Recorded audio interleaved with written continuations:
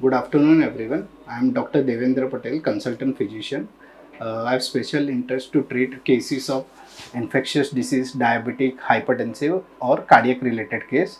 आज मैं बात करूँगा बेसिकली थ्रोट रिलेटेड इन्फेक्शन के ऊपर. So basically what do you mean by upper respiratory tract infection? Upper respiratory tract मतलब नोज और थ्रोट, लंग्स के ऊपर के हिस्से तक में जो भी इन्फेक्शंस होते हैं उसको अपर रेस्पिरेटरी ट्रैक कहते हैं. सो अगर सिंपल भाषा में समझे तो पेशेंट जिसको थ्रोट इन्फेक्शन होता है, जैसे कि गला खराब होता है, बुखार होता है, सर्दी होता है, तो ऐसे लोगों को क्या सस्पेक्ट करना चाहिए, अपने लक्षण को रिलेटेड कैसे डॉक्टर से मिलना चाहिए, उसके बारे में आज बात करेंगे. तो कभी भी कोई इंसान को थ्रोट इन्फेक्शन होता है, जैसे कि गले में दर्द हो रहा है, छींक आ रही है, बुखार आ रहा है, बदन दर्द हो रहा है, ठंडी लग रही है, तो ये बेसिकली साइन है कि आपको थ्रोट इन्फेक्शन हुआ है. तो जब भी थ्रोट इन्फेक्शन होता है, आप घर में बेसिक मेजर्स ले सकते हो, जैसे कि गार्गल कर सकते हो, नमक और गर्म पानी का मिक्सचर करके सॉल्ट वाटर गार्गल कर सकते हो. उसके अलावा स्टीम ले सकते हो. जब ये दो चीज़ करने पे भी आपको आराम नहीं हो रहा है तो आप आपके डॉक्टर को जाके मिल सकते हो. बेसिकली थ्रोट इन्फेक्शन के कॉमन रीज़न रहते हैं वायरल, बैक्टीरियल और एलर्जिक कॉज के वजह से ये इन्फेक्शन होता है.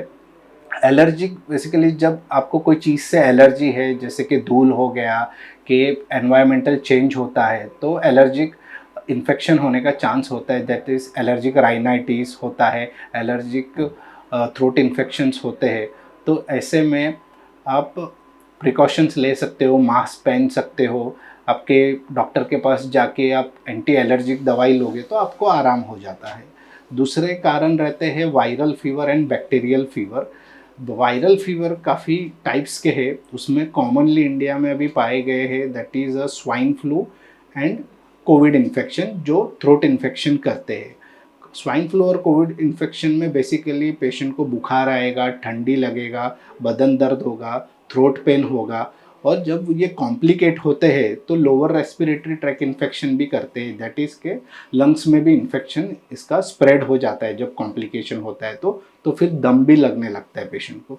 तो कोई भी पेशेंट जिसको शुरुआती दौर पे बुखार आ रहा है, बदन दर्द हो रहा है, गले में दर्द हो रहा है, तो वो इनिशियली 1-2 दिन गार्गल कर सकते हैं, स्टीम इन्हेलेशन ले सकते हैं, और जब बुखार नहीं जा रहा है तो आपके डॉक्टर के पास जाके उसका ट्रीटमेंट चालू करा सकते हैं एंटीबायोटिक के फॉर्म पे और एंटीपायरेटिक के फॉर्म पे. अगर उसके बाद भी आराम नहीं हो रहा है तो आप कोविड और स्वाइन फ्लू का टेस्ट करा सकते हैं.